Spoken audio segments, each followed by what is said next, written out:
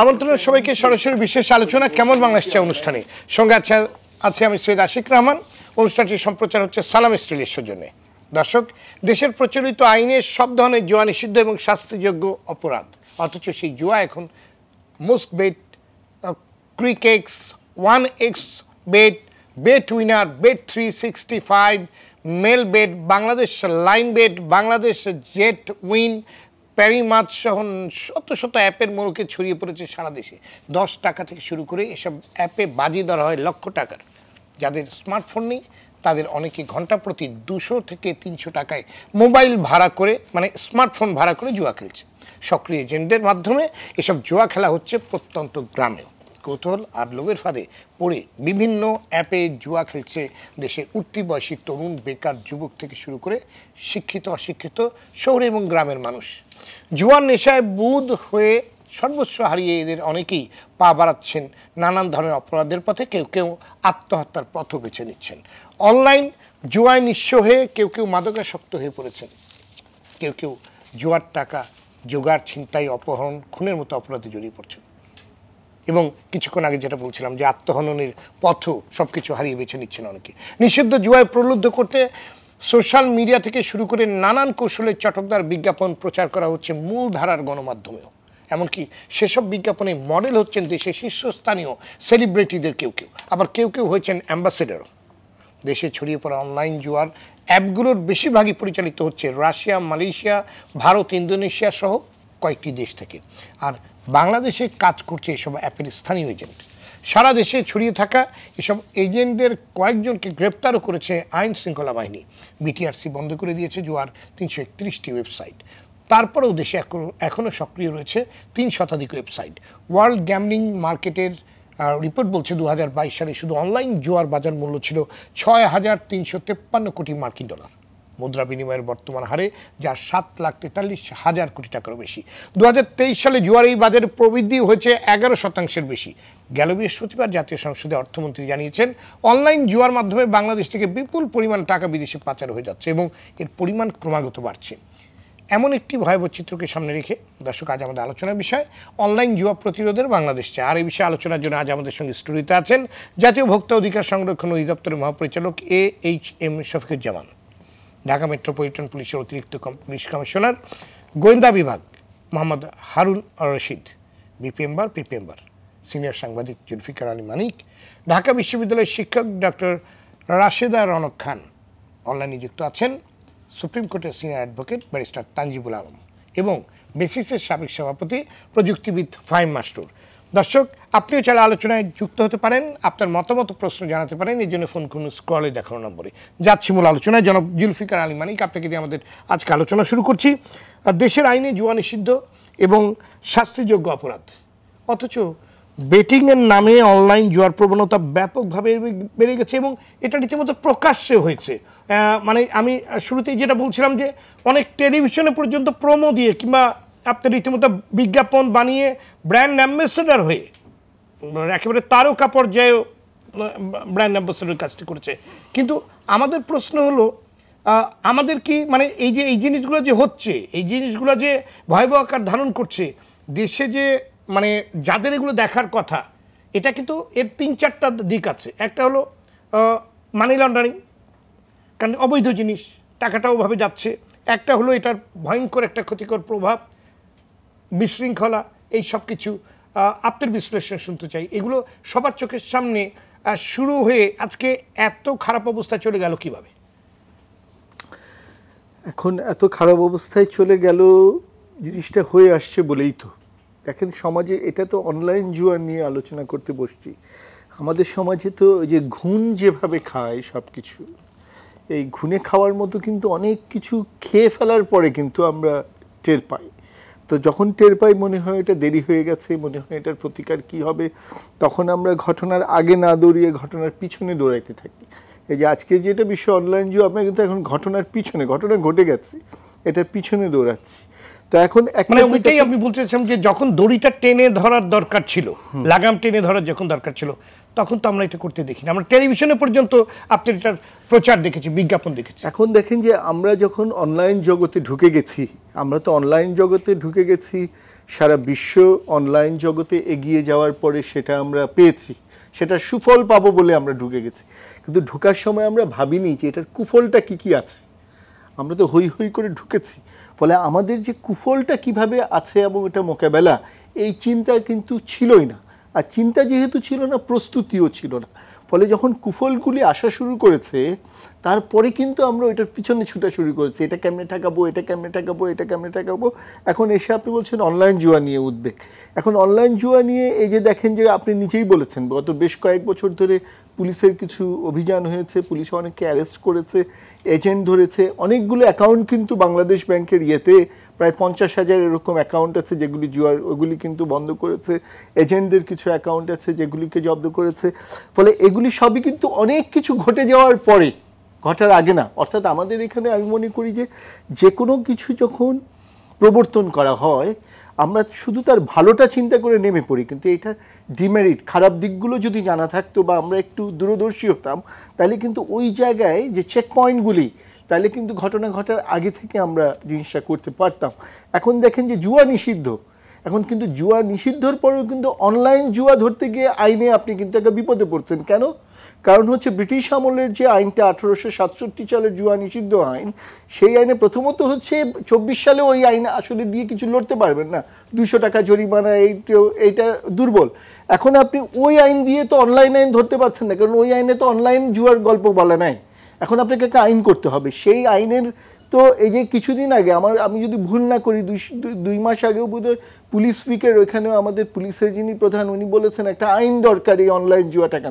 এখন আইনের যে খোঁজটা দেখেন যে আইনটা তো হওয়া দরকার। এখানে আমার প্রশ্ন, জুয়া তো জুয়াই, সেটা অনলাইন হোক যে কোনো ফর্মে হোক, আমাদের তো সবচেয়ে বড় সমস্যা বিদ্যমান আইনটা তো প্রয়োগ আমরা ঠিক মতো করি না। না, রিয়েল লাইফের জুয়া, আপনি যদি ক্যাসিনোর ঘটনা দেখেন, এই যে রিয়েল লাইফের জুয়া, তো সেই জায়গায় তো আমরা একটা ধরপাকড় করে হয়তো বলতে পারেন যে যেই জায়গাগুলোতে হতো সেই জায়গাগুলো তো এখন আর হয় না, কিন্তু ওটা যে বছরের পর বছর হয়ে আসছিল আইন থাকার পরেও, সেই সত্য তো আর আপনি অস্বীকার করতে পারবেন না।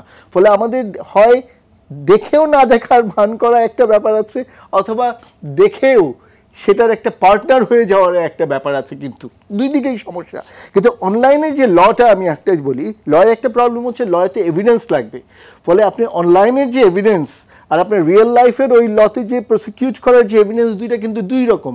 এই জন্যই এখন অনলাইনের এই যে দেখেন না ডিজিটাল সিকিউরিটি অ্যাক্ট হতে হচ্ছে কেন, just because of the digitally যে এভিডেন্সগুলো আছে সেটা প্রুফ করতে হবে এখানে, সো রিয়েল লাইফের না। সো ওখানে লিগেল কিন্তু কিছু পার্থক্য আছে। তো ড্রাফট আকারে আছে, এটা হয়তো ক্যাবিনেটে উঠবে, এটা কবে পাস হবে, কিন্তু তার চাইতে বড় কথা হচ্ছে আমি যেটা মনে করি আমাদের দেশে কিন্তু আইনের অভাব নাই। আপনি অভাবটা তাহলে কিসের? আইনের প্রয়োগের একটা বড়ই সংকট আমরা সবসময় দেখি। আইনের প্রয়োগ নিয়ে আমি আপনার কাছে পরে আমি আবার আসবো। ডক্টর রাশেদা রওনক খান, অনলাইন বেটিং বা জুয়ার সামাজিক অভিঘাত, এটা নিয়ে যদি আপনার একটু বিশ্লেষণ আমরা শুনি। প্রথমত হচ্ছে আপনাদের আজকের যে আলোচনাটা, বিজ্ঞাপনে এই মানুষজন জানছে তো সেখান থেকেই না, মানে এটা তো শুরু হয়েছে শুধু, মানে কি একটা জিনিস হলো আপনার কোনো কিছু চলা এবং কিছু প্রচারের মাধ্যমে চলা, এবং এটার এক ধরনের বৈধতা দেওয়া। বিজ্ঞাপনে যখন চলে আসে তখন তো এক ধরনের বৈধতা দেওয়া। আপনি রাষ্ট্রের জায়গা থেকে আপনি বলছেন এগুলো বেআইনি, সবখানে কিন্তু বেআইনি না। ধরেন আমেরিকায় এলে শহরটাই গড়ে উঠেছে এই জুয়ার উপরে। সো আমাদের দেশের রাষ্ট্রীয় পদ্ধতিতে যে স্ট্রাকচার আছে সেই স্ট্রাকচারে আমরা বলি এটা বেআইনি আইনের ভাষায়, কিন্তু আপনি বিজ্ঞাপন করার স্কোপ দিচ্ছেন এবং এই বিষয়ে কোনো সমস্যা নাই, কারো কোনো সমস্যা নাই। তাহলে দাঁড়াচ্ছে কি, এটা তো একটা দ্বৈত চরিত্র দাঁড়িয়ে যাচ্ছে। কারণ বিজ্ঞাপন যখন আপনি দিচ্ছেন তার মানে হচ্ছে আপনি স্ট্রাকচারে তাকে জায়গা দিচ্ছেন। আপনি বলছেন যে হ্যাঁ বিজ্ঞাপন দেওয়া যাবে, তাহলে বিজ্ঞাপন দেওয়া যাবে এটা বলছেন না, এটা মনে করেন এটা মানে বিজ্ঞাপন হচ্ছে এবং কেউ এটাকে জানেও না, এটাই আমি বলছি, কেউ পারছে না যে এটা যে আসলে জুয়ার বিজ্ঞাপন। ফেসবুক গুলিতে বা ইউটিউব গুলিতে এগুলো চলে আসে ফটো বিজ্ঞাপন, এবং ইয়েতেও আসে, খেলা দেখতে গেলেও আসে, ক্রিকেট খেলা দেখতে যে অটোমেটিক করে পপ আপ এগুলো পপ আপ হচ্ছে রীতিমতো। তার মানে হচ্ছে যাদের ওই যে যাদের মানে কাজটা, তারা কিন্তু সুচতুরভাবে কাজটা করে ফেলছে এবং তারা কাজটা করছে কিভাবে সেটা তো এখন আমাদেরকে দেখতে হবে।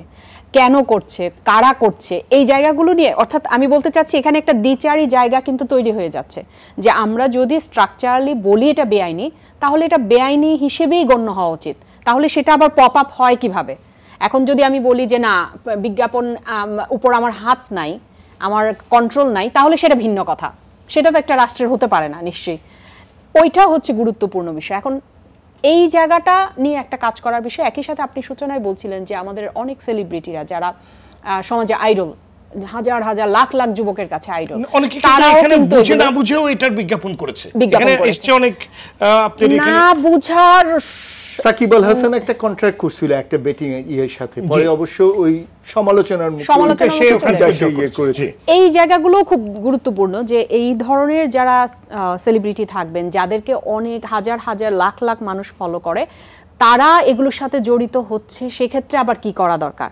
অর্থাৎ পুরো বিষয়টাই যদি আমাদের বেআইনি হয়, তাহলে সেই জায়গাগুলোতে ল এনফোর্সমেন্টের হারুন ভাইরা সেই জায়গাটাকে হস্তক্ষেপ করতেই হবে, নাইলে কিন্তু কোনোভাবেই এটা অভিজ্ঞতার কথা যেটা বলছিলাম যে এমনকি এটা এমন অবস্থায় চলে গেছে যে গ্রামে 10 টাকা দিয়ে বেটিং হচ্ছে। সেই আলোচনায় আমি আসছি। তাহলে বিজ্ঞাপন একটা আমাদের বড় জায়গা, আমি এই কারণে বিজ্ঞাপনের জায়গাটা আনলাম। ধরেন বিজ্ঞাপন একভাবে ট্র্যাপ তৈরি করে, কিন্তু ধরেন যেই মেয়েটা ছোটবেলা থেকে শুনে আসছে যে সে হচ্ছে কোনো মতে তার হয়তো 3 বেলা খাবার চলে, সেই মেয়েকে যখন টিভিতে আমরা বিজ্ঞাপন দিচ্ছি যে অমুকের ছোঁয়ায় তুমি ঐশ্বরিয়া হয়ে যাও, তখন সে কি করবে? তখন তো সে ঐশ্বরিয়া হওয়ার চিন্তা করে, অর্থাৎ একটা হাইপার রিয়েলিটি জগতে চলে যায়। ক্রিমটা মাখলে পারে তুমি এক্স্যাক্টলি, তখন হ্যাঁ আমি যেরকম, আমি কিন্তু আমার যে নিজস্বতা বোধ, আমার যে ইন্ডিভিজুয়াল পার্সোনালিটি, সেটা থেকে বের হয়ে যাচ্ছি। আমি ঐশ্বরিয়া হতে চাচ্ছি, কিন্তু আমি তো ঐশ্বরিয়া হওয়ার জন্য জন্মাই নেই, আমি আমার মতো একজন মানুষ হতেই জন্মিয়েছি। অর্থাৎ বিজ্ঞাপন আমাদেরকে ট্র্যাপ তৈরি করে, এই ট্র্যাপে আমরা পা দিয়ে আমরা যা হতে চাই, হওয়ার কথা ছিল, ছোটবেলা থেকে স্বপ্ন দেখেছি, সেখান থেকে বের করে ফেলে। ঠিক একইভাবে এইসব বিজ্ঞাপনও যুবকদেরকে, আপনি যে বলছিলেন 5 টাকা 10 টাকা দিয়ে, এই তাদের যে করার কথা ছিল, তারা এখন স্কুলে যাওয়ার কথা, কলেজে যাওয়ার কথা, তারা ডাক্তার ইঞ্জিনিয়ার হোক বা ব্যবসায়ী হোক, যেটাই হোক, তারা বাবা মার সাথে সহযোগী হবার কথা, বন্ধু হবার কথা, সেগুলো বাদ দিয়ে ওই যে বিজ্ঞাপনের প্রচারে পড়ে সংক্রমণের মতো ছড়িয়ে যাচ্ছে যে আপনি পাড়ায় মহল্লায় কিংবা স্কুলের কিংবা কলেজের বিভিন্ন কর্নারেও দেখবেন 8-10 জন মিলে মোবাইল নিয়ে, মানে আপনি একটু খেয়াল করলে দেখবেন, আপনি ইউনিভার্সিটিও খেয়াল করতে পারবেন, দেখবেন 10-12 জন মোবাইলটা নিয়ে আপনি বসে কি যেন করছে। সব জায়গায় এটাতে শ্রেণী নাই, বেশিরভাগ ক্রিকেট খেলা বা ফুটবল খেলা, রাইট, ওইগুলোর সময় বেশি। এবং এমনও দেখেছি বল টু বল ব্যাটিং হয়েছে, এখানে একটা খুব যে এখন কথার কথা, এখন হয়তো সাকিব ব্যাটিং করছে, এখন দিয়ে দেওয়া হলো যে ও কত করবে, এটার উপরেই ব্যাটিং চলে আসে, এবং এটা তো মানে ইউরোপে যখন সেখানে যদি বিজ্ঞাপনও চলে তখন আমি তো এমনিতেই খুবই মুগ্ধ হয়ে খেলা দেখছি, এর মধ্যে যদি আমাকে উস্কাই দেওয়া হয় এই জোয়ারতে ঢোকার জন্য, এত টাকা দিলে কিন্তু এত টাকা পেয়ে যাবে, এবং তুমি যদি বলতে পারো কত কত করবে সে রান, তখনই তো আমি এটা এলিউড হচ্ছে, আমি প্রভোকড হয়ে যাচ্ছি। এবং অনেকে কিন্তু আপনার সবকিছু হারিয়ে খুইয়ে, এমনকি মায়ের গহনা নিয়ে গিয়েও শেষ পর্যন্ত আত্মহত্যা পর্যন্ত। শুধুমাত্র তাই না, এটার সাথে সাথে এটা কিন্তু আমরা কিন্তু যে কোনো কিছুই যখন খারাপ কিছু হয়, সবগুলো যোগবদ্ধভাবে একটার সাথে একটা যুক্ত থাকে। এই ব্যাটিং এর সাথে সাথেই কিন্তু গাজায় চলে আসে, এই ব্যাটিং এর সাথে সাথে ইয়াবা চলে আসে, কারণ যেই চক্রবদ্ধ যারা সাপ্লায়ার, যারা দিবে, তারা কিন্তু এটা তৈরি করে এই কারণে যে তার প্রোডাক্টটাও সাপ্লাই হোক, দিতে পারে, যেন সাপ্লাই বাড়াতে পারে, ডিমান্ডটা তৈরি হোক, তাহলে সাপ্লাই সে দিতে পারবে। অর্থাৎ তাহলে দেখা যাচ্ছে এই চক্রটা কেবলমাত্র ব্যাটিং এ কিন্তু না, সমাজকে ধ্বংস করার জন্য আর যা যা প্রক্রিয়া আছে সকল কিছুতে যুক্ত হচ্ছে। জি ধন্যবাদ আপনার কাছে, পরে আমি আবার আসবো। ফাহিম মাসুর, সারা দেশে গেমিং বা জুয়ার অ্যাপ ছড়িয়ে পড়ছে কিভাবে, এগুলো দেখার দায়িত্ব আসলে কার? আর কিংবা যাদের মানে কেউ কি এগুলো দেখছে না? আমাদের তো অনেক ডিপার্টমেন্ট আছে, এই যে আপনার যদি আপনার বিভিন্ন কর্তৃপক্ষের কথা বলি আমরা, বিটিআরসি আছে, আইসিটি আছে, সিআইডি আছে, কিন্তু এই যে সংক্রমণের মতো যে এটা ছড়িয়ে পড়ছে, এবং আজকে একদিন দুদিন না, বেশ দীর্ঘদিন ধরে, অথচ সেভাবে কিন্তু কাজ করতে আমরা দেখিনি। জি ধন্যবাদ আশিক ভাই। প্রথমত আরটিভিকে ধন্যবাদ যে এরকম একটা ব্যাপার নিয়ে আপনারা আলোচনা করছেন, খুব কম মিডিয়াই হয়তো আলোচনা করছে, তো আপনাদের অবশ্যই ধন্যবাদ পাওয়ার যোগ্য। কারণ ঘটনাটা আসলে আমি একটু আগে যারা আলোচকরা বলল যে মাদকের সাথে কম্পেয়ার করা হলো, আমি মনে করি মাদক থেকেও এটা একটা ভয়ঙ্কর ব্যাপার, এটা আসলেই একটা মহামারী পর্যায়ে ছড়ে গেছে, কিন্তু আনফর্চুনেটলি আমরা আমাদের মিডিয়াকে বা অন্য জায়গায় এটা নিয়ে এনাফ আলোচনা করতে দেখি না। আপনি যেই প্রশ্নটা আসলেন সেই প্রশ্নটাতে আমি জাস্ট একটা বলি যে দেখেন, জুয়াটা কিন্তু আগে আজ থেকে হয়তো 30-40 বছর বা আমাদের শত বছর ধরে তো জুয়া হচ্ছে। সেই জুয়াটার নেচারের সাথে এই জুয়াটার নেচার পার্থক্য আছে। একটা হচ্ছে অফকোর্স ডিজিটালি হচ্ছে, অ্যাপের মাধ্যমে হচ্ছে। আরেকটা বড় ব্যাপার আছে কিন্তু, এই জুয়ার যে পেমেন্ট, এই পেমেন্টটা কিন্তু একেবারে ডিজিটাল, এটা কিন্তু কোনো ক্যাশ এবং পৃথিবীর বিভিন্ন দেশে এটা হচ্ছে, মানে একেবারে আপনার মানি লন্ডারিং খুব ইজি ভাবে মানি লন্ডারিং হচ্ছে, এবং এটা কিন্তু টোটাল বাংলাদেশের ফাইন্যান্সিয়াল সিস্টেমের সাথে এটা সম্পর্কিত। আমাদের এখন যেই কারণে হচ্ছে, বেশি হচ্ছে গত 4-5 বছর ধরে, এইটার একটা বড় কিন্তু কারণ হচ্ছে আমাদের মানি ট্রান্সফারের একটা বড় সহজলভ্যতা হয়েছে। এখন কিন্তু সবার যেমন হাতে হাতে যেমন মোবাইল স্মার্ট ডিভাইস আছে, এখন কিন্তু সবারই একটা করে মোবাইল ফাইন্যান্সিয়াল অ্যাকাউন্ট আছে। অনেকের ব্যাংক, বাংলাদেশের 70% লোকের এখনো ব্যাংক অ্যাকাউন্ট নাই, কিন্তু সবারই কিন্তু একটা আইদার বিকাশ অ্যাকাউন্ট আছে বা নগদ অ্যাকাউন্ট আছে, এরকম কিন্তু সবারই আছে, এবং এর মাধ্যমেই কিন্তু এই পেমেন্টটা ট্রান্সফার হচ্ছে। অতএব আপনি যেই কয়েকটা পার্টির কথা বললেন, বিটিআরসি বা সিআইডি, এখানে হারুন ভাই আছেন, পুলিশের ব্যাপারটা উনি ভালো বলতে পারবেন, লিগাল ল এনফোর্সিং এজেন্সির ব্যাপারে। আমি শুধু ওই ব্যাপারটা বলবো যে বিটিআরসির একটা কাজ হচ্ছে এই সাইটগুলো বা অ্যাপগুলোর ব্যাপারে পদক্ষেপ নেওয়া, সেটা তাদের জন্য করা খুব ডিফিকাল্ট সত্যি কথা বলতে, কেননা আজকে 10টা আপনি সাইট বন্ধ করবেন, কালকে আরো 20টা বেরিয়ে আসবে, 20টা বেরিয়ে আসবে। হ্যাঁ, এবং এই কোনো একটা নাম দেখা যাবে যে এর জায়গায় ই করবে, ইর জায়গায় বি করবে, এরকমই কিন্তু হবে। অতএব ইট ইজ ভেরি ডিফিকাল্ট। একটা চোর পুলিশ খেলা কিন্তু চলছেই, বাট সবচেয়ে বড় যে জায়গাটা সেটা কিন্তু হচ্ছে যেটা আমি বললাম, যে মানিটা, জুয়াটা তো একটা ফাইন্যান্সিয়াল ক্রাইম, তাই না? অন্য ক্রাইমের সাথে সাথে এটা একটা ফাইন্যান্সিয়াল ক্রাইম, এবং ফাইন্যান্সিয়াল ক্রাইমের সবচেয়ে বড় ওয়েটাই হচ্ছে ডিজিটাল পেমেন্ট। এবং আমাদের এখানে কিন্তু যত ডিজিটাল পেমেন্ট হয় সবই কিন্তু আসলে ট্রেসেবল। যে কোনো মোবাইল ফাইন্যান্সিয়াল সার্ভিস যখনই একখান থেকে আরেকখানে পেমেন্ট হয়, সেটা কিন্তু ট্রেসেবল। এই জিনিসটা কিন্তু বাংলাদেশ ব্যাংক এবং বিএফআইইউ, যেটাকে যাদের মেইন কাজ হচ্ছে এই তদারকিটা করা, যে বাংলাদেশ ফাইন্যান্সিয়াল ইন্টেলিজেন্স ইউনিট, তারা কিন্তু গত কয়েক বছর ধরেই এইটা নিয়ে কনসার্ন। এবং আমার জানা মতে বাংলাদেশ ব্যাংক বিভিন্ন এর গুরুত্ব অনুধাবন করে বিভিন্ন এজেন্সির কাছে, বিটিআরসি থেকে শুরু করে পুলিশ প্রশাসন and at the same time তথ্য মন্ত্রণালয়, তাদের কাছেও কিন্তু চিঠি দিয়েছে। এবং এখানে হাইকোর্টেরও কিন্তু আসলে এক ধরনের নির্দেশনা ছিল যে যেভাবেই হোক এইগুলোকে বন্ধ করতে হবে। এবং সেখানে বলা হয়েছে যে যেভাবে অ্যাডভার্টাইজমেন্ট হচ্ছে, একেবারে নাম ধরে ধরে বলা হয়েছিল তাদের বিরুদ্ধে ব্যবস্থা নিতে। আনফর্চুনেটলি তথ্য মন্ত্রণালয়, আমি মনে করি যে এখানে একটা বড় ধরনের ব্যর্থতার পরিচয় দিয়েছে। আমরা দেখিনি তথ্য, কারণ যেই টিভি চ্যানেলগুলির কথা আপনি বললেন সবাই কিন্তু তথ্য মন্ত্রণালয়ের আন্ডারে। তথ্য মন্ত্রণালয় যদি তাদেরকে ইনস্ট্রাকশন দেয় কোনোভাবেই এই সকল অ্যাডভার্টাইজমেন্ট বা প্রচারণা করা যাবে না, তারা কিন্তু করতে বাধ্য ছিল, 1 নম্বর। আরেকটা হচ্ছে যে বিসিবি এখানে ক্রিকেট নিয়েই সবচেয়ে বড় বেটিংটা হচ্ছে, বিসিবিরও এক ধরনের আছে যে বাংলাদেশ, দেখা যায় বাংলাদেশ জিম্বাবুয়ের খেলা হচ্ছে, ওর মধ্যে দেদারসে অ্যাডভার্টাইজমেন্ট হচ্ছে, এবং ওই টাইমটাতে ওটা বিশেষ করে আপনার ওই দিন থেকে শুরু হয়, যেদিন দুপুরে খেলা শুরু হবে কিংবা বিকালে শুরু হবে, সেদিন সকাল থেকে শুরু হয় কিন্তু বেটিং গুলো, এবং এটা চলে একদম খেলা শেষ হওয়া পর্যন্ত। এবং এটা কিন্তু বিসিবি থেকে কিন্তু প্রচার সত্ত্ব কিন্তু এই টিভি কোম্পানিগুলি নেয়, বিসিবিরও এখানে কিন্তু একটা দায়িত্ব আছে। আর আরেকটা ব্যাপার যেটা বলা হলো যে আমাদের বড় বড় আইকন, ক্রিকেট আইকন বলেন, যেভাবে আইকন বলেন, ওনারা কিন্তু এখনো করছে। একটা বলা হলো যে আসলে এগ্রিমেন্ট ক্যান্সেল হয়েছে, কিন্তু আমরা জানি কিন্তু ওনাদের নামেই কিন্তু অ্যাডভার্টাইজমেন্ট যাচ্ছে, ওনাদের ছবি কিন্তু টিভিতে আসছে। তো এখন ওই অনেক কথাই হয়তো এভাবে বলা যায় না, কিন্তু ঘটনা কিন্তু ঘটছে। আর একটা হচ্ছে বাংলাদেশ ব্যাংকও কিন্তু, আমি মনে করি এখানে যে আবার বলি যে ফাইন্যান্সিয়াল যেহেতু ট্রানজাকশনগুলি হচ্ছে, এখানে মোবাইল ফাইন্যান্সিয়াল অপারেটরগুলোরও কিন্তু একটা বড় রোল আছে।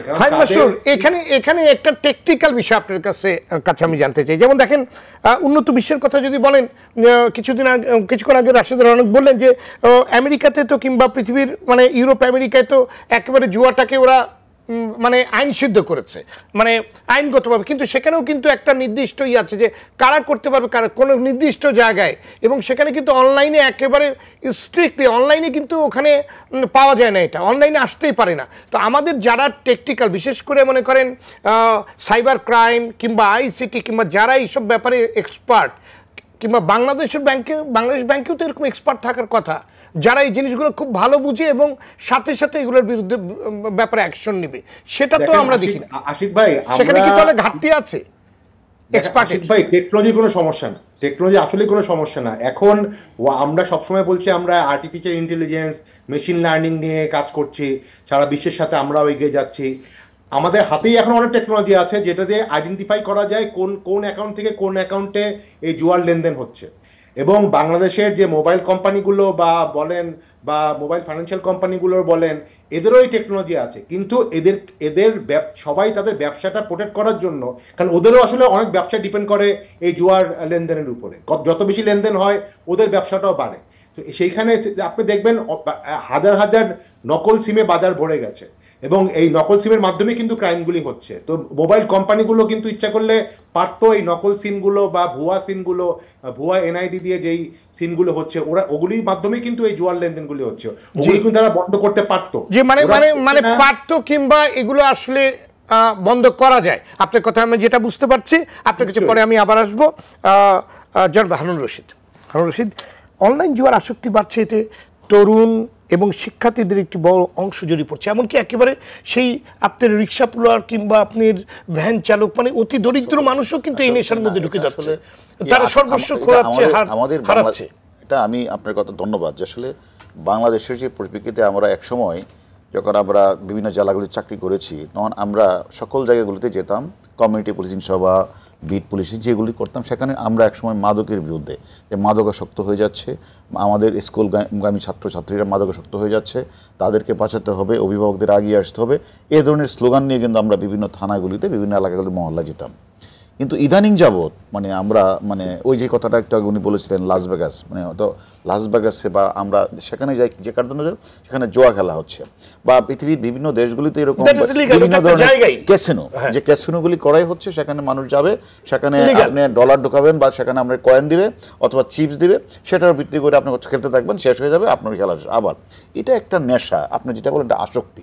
এই আসক্তিটা কিন্তু আবার দেখেন, আবার যদি আপনি ইয়েতে যান, সিঙ্গাপুরে বা মালয়েশিয়া যান, সেখানে কিন্তু আবার দেখবেন ওই দেশের লোকজন ঢুকতে পারবে না এর মধ্যে, বাইরের লোককে প্রমোট করতেছে সেখানে টাকা নেওয়ার জন্য। তাদের দেশে ওই চীনে কি বলে সিঙ্গাপুর বা এখানে কিন্তু আমরা ঢুকতে পারবো। এখানে কিন্তু একটা দারুণ কথা বলেছেন, মানে তারা তাদের দেশের ইন্টারেস্ট দিবে না। এখন আমরা যে কথা যেটা দেখছি, একটা হলো অনলাইন যে বেটিংটা হয়, গ্যাম্বলিংটা হয়, সে একটা হলো বাংলাদেশের ভিতরে হয়, আবার বাহির থেকে অ্যাডমিনটা হয়, সেখানে ইন্দোনেশিয়া যে দেশের নামগুলি বললেন। আমাদের দেশে যে কাজটা হচ্ছে, আমরা কিছুদিন আগে একটি অপারেশন করেছিলাম জামালপুরে, আমরা সেখানে গিয়ে দেখলাম 160টা সাইট খোলা হয়েছে, একটা গ্রামে অ্যাডমিন খুলে সেখানে মানুষকে ওই 10 টাকা 20 টাকা 30 টাকা, সেখানে শুধু আপনি বলেন স্কুলিং ছাত্রছাত্রী শুধু না, সেখানে রিক্সাওয়ালারা দেখবেন রিক্সা চালাচ্ছে, রিক্সা চালিয়ে, এবং তাদের প্রত্যেকের হাতে স্মার্টফোন, এবং যদি কারো স্মার্টফোন না থাকে, এটা প্রতিদিন 200 টাকা করে ভাড়া পাওয়া যায়, সেটা 200 টাকা ভাড়া পাওয়া যায়। সেই ভাড়াটা নিয়ে তারা সেখানে প্রথম অ্যাডমিনের কাছে টাকা পাঠায়, সে সেখান থেকে হয় কয়েন অথবা চিপস দিলে সেটা দিয়ে সে খেলে, এবং এটা এই পরিমাণ হয়, এবং এটা শুধু এমন আসক্তি, এটা মনের একটা প্রশান্তি। সে যখন খেলে, সে সারাদিন যাই করুক না কেন, সে বাড়িতে বাসাতে যে কোনো জায়গায় গিয়ে সে সেখানে গিয়ে এই অনলাইন জুয়াটা খেলে তার মনের যে একটা প্রশান্তি আনে। কিন্তু আমি বলি এই তার প্রশান্তি, এত আসক্তি হচ্ছে, এই আসক্তিটা হচ্ছে তো তার প্রশান্তির জন্য, এবং সে যখনই মার গনাটা নিয়ে যাচ্ছে, ওয়াইফে টাকা নিয়ে যাচ্ছে, তখন সে গিয়ে তখন তার ব্রেনে যে এটা না খেলা পর্যন্ত তার মনে শান্তি, নেশা, এটাই তো আসক্তি। আপনার এই আসক্তিটা থেকে কিছুদিন আগে আমি স্বরাষ্ট্রমন্ত্রী মহোদয় স্যার আমাকে বললেন, একটা মহিলাকে পাঠাচ্ছে, আমরা দেখেন, তাকে জিজ্ঞাসাবাদ করলাম কি, যে আমার হাজব্যান্ড আমার সমস্ত টাকাগুলি নিয়ে উদাও হয়ে যায়, তারা খুঁজে পাওয়া যাচ্ছে না। তখন আমি আমার সাইবার টিমকে কাজে লাগালাম, কাজে লাগতে এক সময় গিয়ে সেখানে দেখলো সে কেরানীগঞ্জ থানার পাশে একটা মসজিদের পাশে কলা বিক্রি করছে। অর্থাৎ সে যখন নিঃস্ব হয়ে যায়, তখন সে তার একটা ফ্রেন্ড আছে বাবুবাজার, সেখান থেকে সে ফল নিয়ে যায়, সে ফলটা বিক্রি করে কিছু টাকা যখন পায়, সেই টাকা দিয়ে সে আবার ওই অনলাইনে সে ঢুকে জুয়াটা খেলে। এইভাবে কিন্তু জুয়া খেলে মানুষ যে আসক্তি তো আসেই, এবং তারা বিভিন্ন ধরনের বাজি ধরে। আমি উদাহরণটা দিচ্ছি, আমাদের কাছে একটা মামলা আসছিল কিছুদিন আগে, সেটা হলো বাটারা থানা।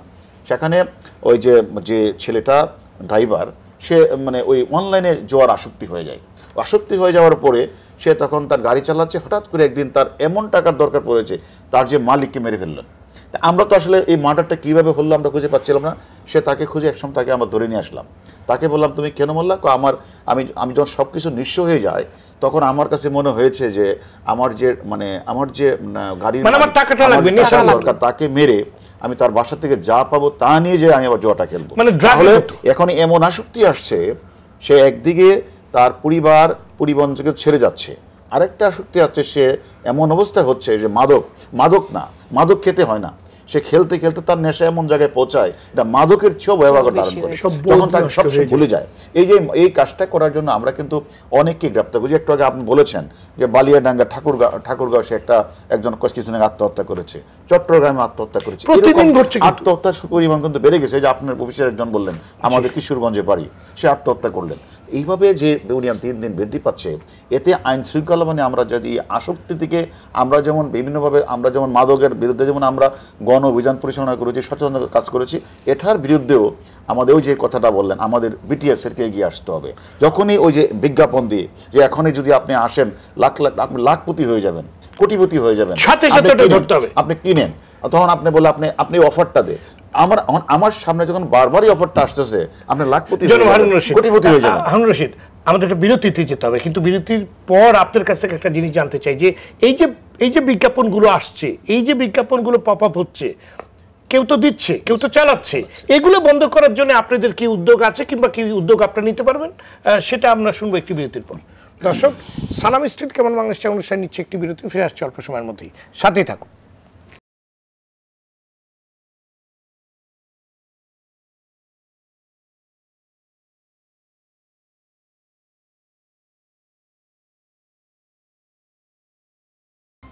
দর্শক, বিরতির পর আবার স্বাগত কেমন বাংলাদেশ অনুষ্ঠানে, সঙ্গে আছে আমি সৈয়দ আশিক রহমান। আজ আমাদের আলোচনার বিষয় অনলাইন জুয়া প্রতিরোধের বাংলাদেশ চাই। অনুষ্ঠানটি সম্প্রচার হচ্ছে সালাম স্টুডিওর জন্য। আমরা ফিরছি আলোচনায়। জনাব হারুন রশিদ, বিরতির পূর্বে যে প্রশ্নটি রেখে আমি বিরতিতে গেছিলাম যে বিভিন্ন কৌশলে প্রতারণা হচ্ছে, এটা তো প্রতারণার মাধ্যমেই আপনার অ্যাপগুলো চলছে, এবং এগুলো বন্ধ করার কি কোনো উদ্যোগ আপনারা নেবেন? আমরা আসলে আপনি যে কথাটা বলছেন, আসলে আমরা তো প্রতিনিয়ত আসলে মানে এমনভাবে ছড়াচ্ছে সংক্রামক ইয়ের মতো যে সারা বাংলাদেশেই ঘরে ঘরে, যে একটু আগে আপনারাই বললেন যে 10 টাকা দিয়েও খেলা যাচ্ছে, কয়েন কিনে সেখানে পিপস কিনে সেখানে তারা মানে কাজটি করছেন। এখন আমাদের কথা হলো তারপরেও মানে আমরা এত লোককে আমরা ধরেছি। একটু আগেও বলছি জামালপুর থেকে আমরা 160টি সাইট আমরা বন্ধ করে সেখান থেকে আমরা মানে অ্যাডমিন যারা করেছে সবাইকে আমরা ধরে নিয়ে আসছি। এখন আমাদের কাজটা আমরা কোথাও হচ্ছে জুয়া আমরা খবর পাচ্ছি বা যেখানে অনলাইনে আমরা খবরগুলি পাচ্ছি আমরা ধরে নিয়ে আসছি। পাশাপাশি আমরা বিটিএস-এরকেও দেখছি মাঝে মাঝে তারা সাইট বন্ধ করছে। কিন্তু এই যে চোর পুলিশ খেলা, তারা সাইটটা খুব ওপেন করলো, আবার আমরা বন্ধ করলাম, আবার আমরা অ্যারেস্ট করলাম, এবং এর মধ্যে দেখা গেলো অনেকেই আবার মানে আত্মহত্যা করছে। এখন কেন হচ্ছে না?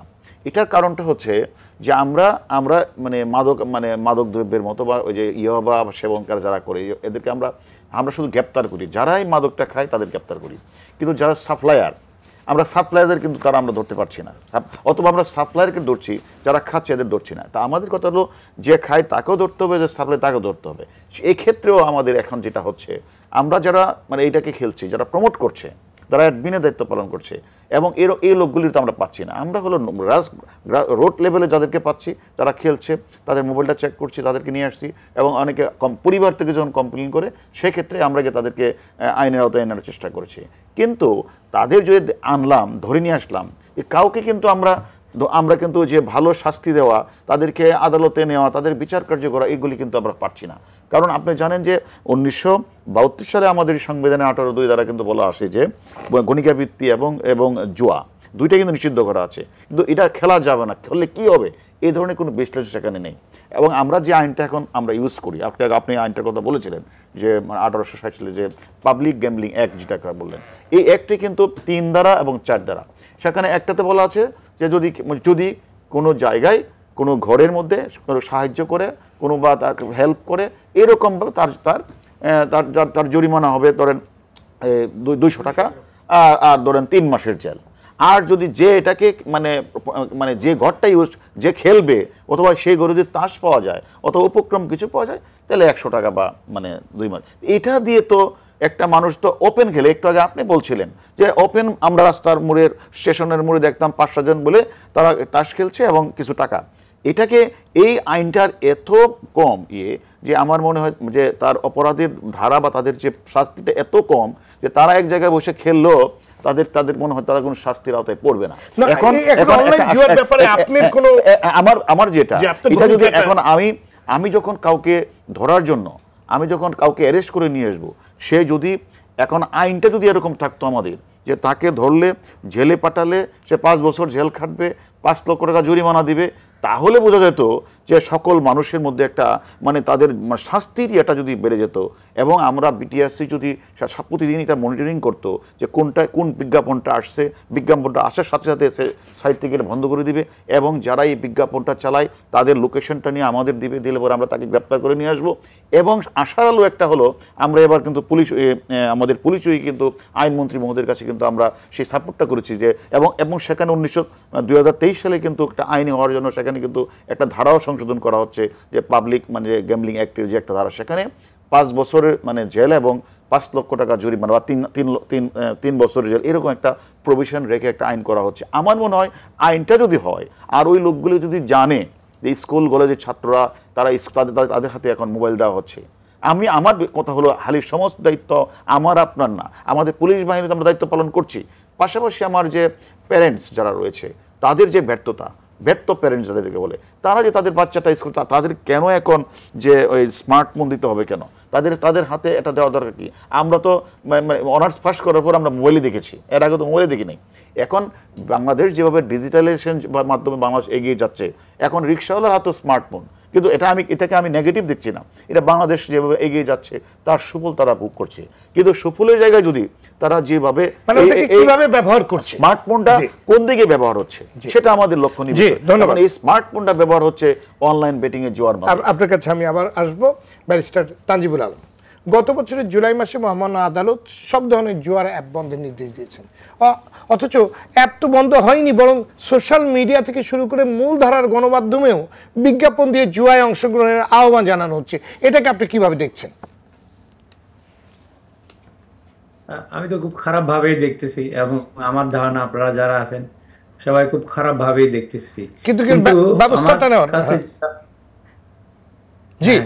সো এখন এই ব্যবস্থা নেওয়ার ক্ষেত্রে সবাই এক বাক্যে স্বীকার করতেছি কিংবা সবাই একটা আলোচনা করছি, সেটা হচ্ছে যে পাবলিক গ্যাম্বলিং অ্যাক্ট 1867 এর আইনটা এডিকুয়েট না। আসলে আমাদের মানে যখনই কোনো বিষয় নিয়ে আলাপ করতে চায় সবসময় আইনের একটা দোষ দিয়ে দিই যে আইনটা সাফিসিয়েন্ট না। এখন আমাদের হারুন ভাই বললেন যে এটা নতুন আইন যেটা আসতেছে সেটাতে 5 বছরের জেল হবে, জেলের বিধান রেখে আইন করতে যাচ্ছে। আমি আপনাকে একটা জিনিস নিশ্চিত করে বলতে পারি, আপনি 5 বছরও যদি বাড়ান কিন্তু 5 বছর জেল করতেছেন, বিধান বাড়িয়েছেন, সেই কারণেই কিন্তু শুধুমাত্র সেই কারণে গ্যাম্বলিংটা বন্ধ হবে না। গ্যাম্বলিংটা মানে যারা করে এখানে বিভিন্ন স্তরের বিষয় আছে। একটা হচ্ছে যে পার্সোনাল লিবার্টির একটা বিষয়। আমি আপনাকে একটা জিনিস শকিং লাগলেও বলিনি, সেটা হচ্ছে যে এই পাবলিক গ্যাম্বলিং অ্যাক্টের অধীনে যে বিধানটা আছে সেটা কিন্তু ইন্ডিভিজুয়ালকে গ্যাম্বলিংয়ে নিষেধ করে না। মানে এট অ্যান ইন্ডিভিজুয়াল লেভেল আপনি যদি নিজে গ্যাম্বলিং করেন, ইট ইজ নট প্রহিবিটেড। যে জিনিসটা প্রহিবিটেড সেকশন 3 এবং 4-এর যে বিধানটা আছে সেটা কিন্তু অফারিং পাবলিক হাউস, একটা আপনি যদি একটা জায়গা অফার করেন যে এখানে আপনি গ্যাম্বলিং করতে পারবেন, সেটাকে প্রহিবিট করা হচ্ছে। কিংবা গ্যাম্বলিংয়ের জন্য যে আর্টিকেলগুলো আছে, ইনস্ট্রুমেন্টগুলো আছে, সেগুলো প্রোভাইড করাটাকে আপনার নিষেধ করতেছে আইনে। সেই জন্য আইনটার নাম হচ্ছে পাবলিক গ্যাম্বলিং। তার মানে আপনি যদি গ্যাম্বলিংটা প্রাইভেটলি করেন তাহলে কোনো সমস্যা নাই। এবং একটা মজার ব্যাপার হচ্ছে এখানে কোনো নাগরিককে, কোনো ব্যক্তিকে পার্সে গ্যাম্বলিংটা নিষেধ করে নাই। এটার কারণটা কি? এটার কারণটা হচ্ছে যে গ্যাম্বলিং একান্তই অন ইটস ওন ব্যক্তিগত বিষয়। ইন দ্য সেম ম্যানার যে সিগারেট খাওয়াটাও যেরকম আমাদের দেশে নিষেধ না, কারণ হচ্ছে সিগারেট খেয়ে একজন প্রাপ্তবয়স্ক লোক যদি নিজের ক্ষতি সে নিজে করতে চায়, রাষ্ট্র এসে তাকে দায়িত্ব নিতে পারবে না। দায়িত্ব নেওয়ার মধ্যে কনফ্লিক্ট আছে, একটা পার্সোনাল লিবার্টির একটা কনফ্লিক্টের ব্যাপার আছে। কিন্তু যে জিনিসটা ভেরি ইম্পর্টেন্ট সেটা হচ্ছে আমরা যে ঘটনাগুলো এখন দেখতেছি সেটা আসলে এই আইনের মাধ্যমে থেকেও কিন্তু অনেক কিছু করা যায়। যে একটা বিষয়ে সবাই আলোচনা করেন, আপনি বারবার প্রশ্নটা করছিলেন, এই যে বিভিন্ন মিডিয়া, সোশ্যাল মিডিয়া বলেন, ইলেকট্রনিক মিডিয়া, সব জায়গায় এই যে জুয়ার বিজ্ঞাপনটা হচ্ছে, সো এইটা বন্ধ করার উপায় কি? এটা বন্ধ করার জন্য কিন্তু 1963-তে একটা আইন আছে, সেটা হচ্ছে যে আপনার ইনডিসেন্ট অ্যাডভার্টাইজমেন্ট প্রহিবিশন অ্যাক্ট 1963। ওই আইনটাতে যদি আপনি ইনডিসেন্ট শব্দটার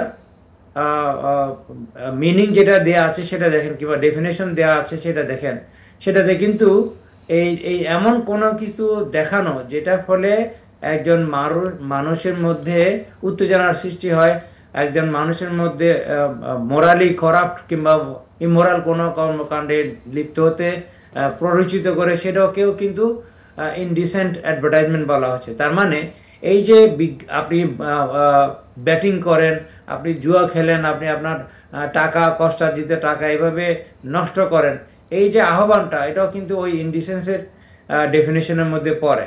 কিন্তু মূল যে ব্যাপারটা সেটা হচ্ছে যে আইনের প্রয়োগটা, যে আইনের কিন্তু অভাব নাই। ইভেন আপনি যদি ব্যক্তিগতভাবে এই কাজটা অবৈধ না, মানে জুয়া খেলাটা অবৈধ না ব্যক্তিগত পর্যায়ে, কিন্তু ওই জুয়া খেলতে গিয়ে যে টাকার লেনদেনগুলো হয় সেগুলা কিন্তু কেউ রিপোর্ট করে না, এবং ওই জুয়ার কনসিকুয়েন্সে যে টাকার লেনদেনটা হয় সেটা আপনি বলছিলেন মানি লন্ডারিং হয়, এটাকে একটা প্রেডিকেট অফেন্স হিসেবে গণ্য করা হয়। আমাদের আইনে কিন্তু স্বীকৃত আছে যে কোনো টাকা যদি লেনদেন করা হয় যেটা ওই লেনদেনের রিপোর্টিংটা আদারওয়াইজ করা দায়িত্বের মধ্যে পড়ে, কিন্তু সেই রিপোর্টিংটা যদি না করা হয় তাহলে সেটাকে অবশ্যই মানি লন্ডারিং বলা হবে। এবং এর বাইরেও যে কোনো অপরাধ সম্পৃক্ত কর্মকাণ্ডের সাথে যখন টাকা লেনদেন হয় তাহলে এটাকেও মানি লন্ডারিং বলা হয়।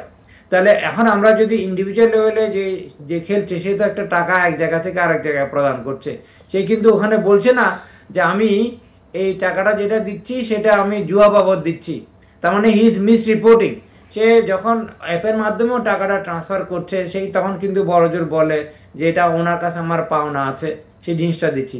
কোন ধরনের পাওনা? জুয়ার পাওনা সে যদি লেখে তাহলে যিনি রিসিভ করছেন তিনি তো কার্যত স্বীকার করলেন যে তিনি একটা অপরাধ করছেন। সো এখানে মানি লন্ডারিং এর কিন্তু একটা অফেন্স হয়ে গেছে। এখন যে জিনিসটা পরবর্তীতে আছে সেটা হচ্ছে আরেকটা বিষয়, আমরা আলোচনা করছিলাম যে জুয়া এখানে দুই ধরনের হয়।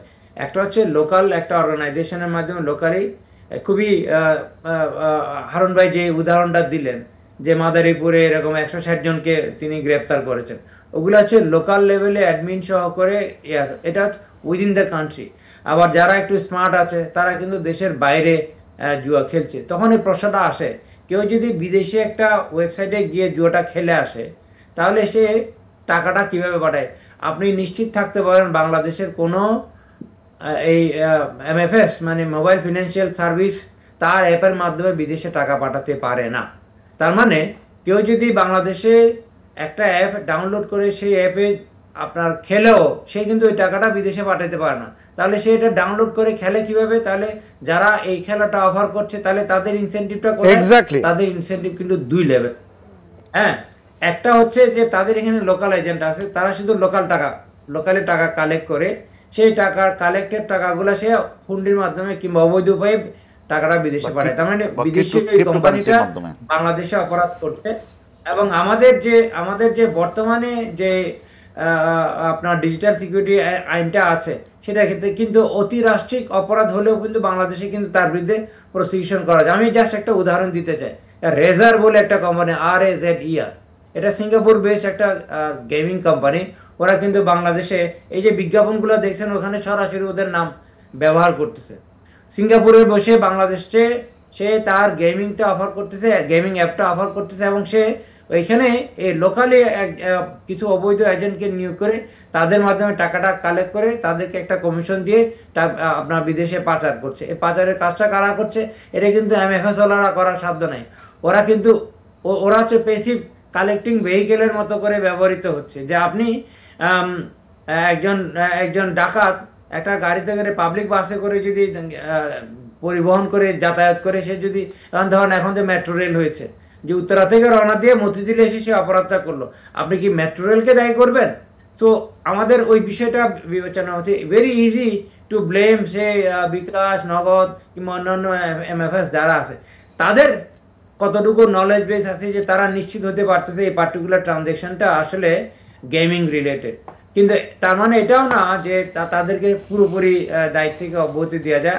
আমার জানা মতে বাংলাদেশ ব্যাংক এই প্রতিটা এমএফএস বলেন অন্যান্য ব্যাংক যে প্রতিষ্ঠানগুলো আছে, এখন আসলে এমএফএস এর মাধ্যমে করার দরকার নেই, কারণ আপনার প্রতিটা ভালো ভালো ব্যাংক যে কয়টা আছে প্রত্যেকেই অ্যাপের মাধ্যমে টাকা ট্রান্সফারের সুযোগ করে দিতে। ফর এক্সাম্পল, আপনি যদি ইবিএল অ্যাকাউন্ট থাকে, আপনি যদি অ্যাপটা ডাউনলোড করেন, আপনি ইবিএল অ্যাকাউন্ট দিয়ে বাংলাদেশের যে কোনো ব্যাংকের যে কোনো অ্যাকাউন্টে টাকা ট্রান্সফার করতে পারবেন ইনস্ট্যান্টলি।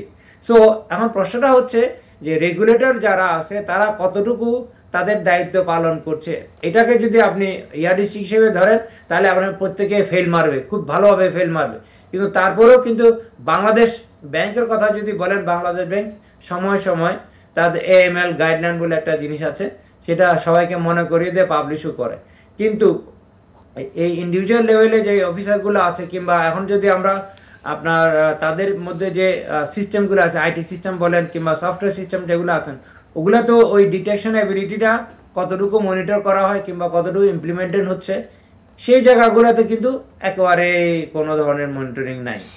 মানে বাংলাদেশ ব্যাংক তার অধীনে লাইসেন্স প্রাপ্ত যে প্রাইভেট ব্যাংকগুলো আছে তারা কিন্তু সাসপিশিয়াস লেনদেনগুলো কিন্তু দেখতে পারে। কারণ ট্রেন্ড অ্যানালাইসিস যদি করা হয় তাহলে কিন্তু বোঝা যায় যে একটা অ্যাকাউন্টে এরকম 10 টাকা 10 টাকা 10 টাকা ক্রমাগতভাবে আসতেছে, ওইটা কিন্তু আপনি একবার দুইবার মানে পার পেতে পারেন।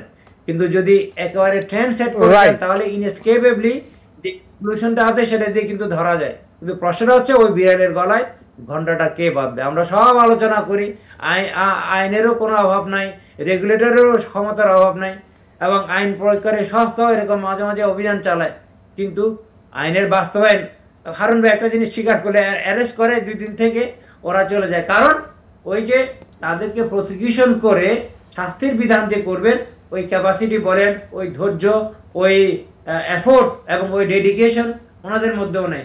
এখন ওনারা বলবেন ভাই আমরা তো ইনভেস্টিগেশন করে মামলাটা সাজায় দিই, প্রসিকিউশন তো কোনো ব্যবস্থা নেওয়া হয় না। তো আসলে একটা লিগাল সিস্টেমের কথা যদি বলেন তাহলে আপনার the strength of the legal system is it's weakest link. Police বলে পিপি দায়ী, পিপি বলে জাজ সাহেব দায়ী, জাজ সাহেব বলে ইনভেস্টিগেশন ঠিক মতো হয় নাই। মানে একটা হজবরল অবস্থা, এবং এটা এই হজবরল অবস্থা যেটা বিশেষ করে ল এনফোর্সিং এজেন্সিগুলার কিংবা আপনার বিভিন্ন ধরনের প্লেয়ার যারা আছে, এই 3টার উদাহরণ দিলাম, আপনার কোর্ট, প্রসিকিউশন এবং investigating agency, that means police, তারা একজন আরেকজনকে ব্লেম করে কিন্তু কখনো এফোর্টটা নেওয়ার চেষ্টা করা হয় না যে আমরা কম্বাইন্ড ওয়েতে, ডেডিকেটেড ওয়েতে একটা সিনার্জি তৈরি করে এফিসিয়েন্সিটা গ্রো করি। তো আমরা এইভাবে আপনার আলোচনা করে যাব, যে লাও সেই কদু। আমরা এত আশা হতে চাই না ব্যারিস্টার তানজিব, আমরা আসলে আপনার সমাধানের পথটাই খুঁজতে চাই। ধন্যবাদ আপনাকে। আপনার কাছে আমি পরে আবার আসবো। জনাব শফিকুজ্জামান, এই যে ব্যারিস্টার তানজিবুল আলম বলছেন আসলে এত কথা এত কিছু, কিন্তু বেড়ালের গলায় ঘন্টাটা বাঁধবে কে? এই যে আপনার অনলাইনে জুয়া খেলতে গিয়ে যারা সর্বশান্ত হচ্ছে, যারা এটার জন্য আবার বিজ্ঞাপন চালাচ্ছে প্রকাশ্য দিবালোকে, তাদের প্রতিকার পাওয়ার কোনো ব্যবস্থা কি দেশে আছে? তাদের বিরুদ্ধে ব্যবস্থা নেওয়ার কি উপায় আছে? দেশের মানুষ জুয়া খেলে প্রতারিত হচ্ছে, ভোক্তা অধিকারের কি কোনো দায়িত্ব আছে কিংবা করণীয় আছে?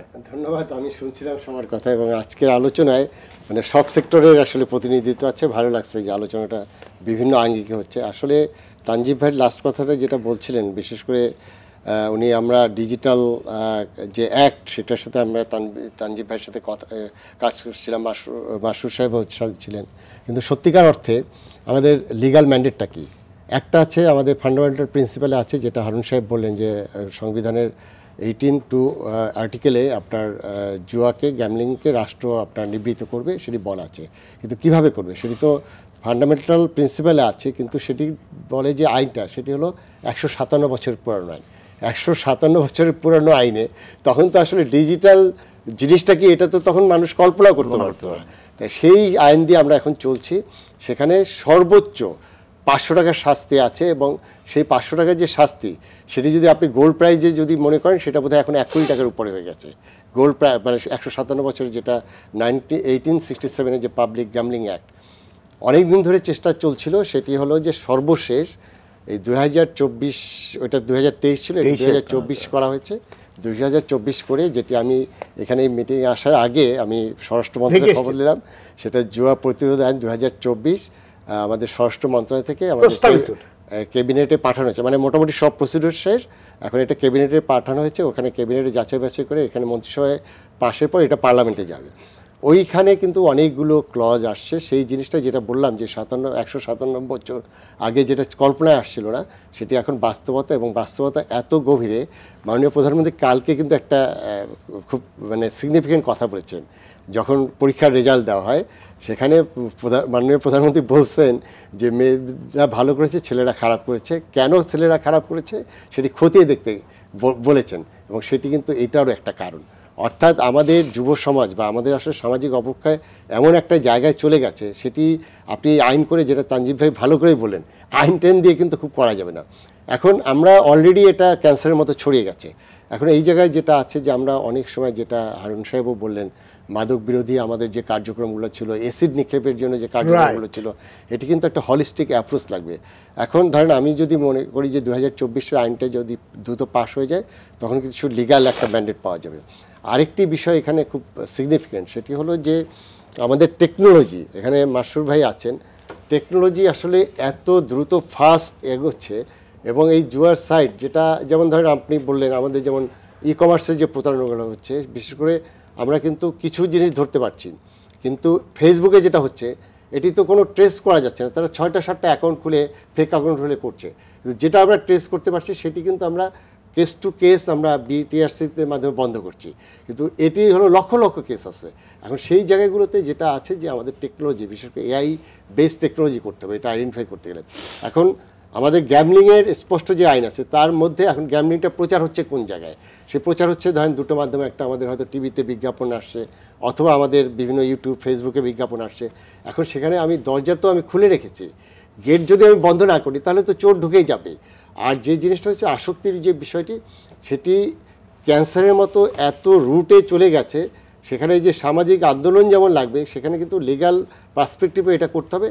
তবে যে জিনিসটা আছে সেই জিনিসটার মানে আপনার লিগ্যাল ফ্রেমওয়ার্কের মধ্যে এনে যেটা আছে, যেমন ধরেন এখানে তানজিব ভাই বললেন আমাদের বিজ্ঞাপনের তো আইন আছে।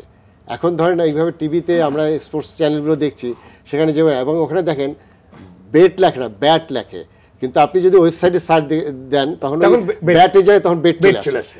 এখন ওই টেকনোলজিতে যেমন আপনার ক্রিপ্টোকারেন্সি হয়েছে, এবং আমি আপনাকে উদাহরণ দিই, আমি ডিজিটাল কমার্স নিয়ে যখন কমার্স মিনিস্ট্রিতে কাজ করেছি, রিং আইডি আপনারা জানেন, রিং আইডির এই গ্যাম্বলিং সাইট থেকে আপনার 1200 কোটি টাকা দেশ থেকে চলে গেছে।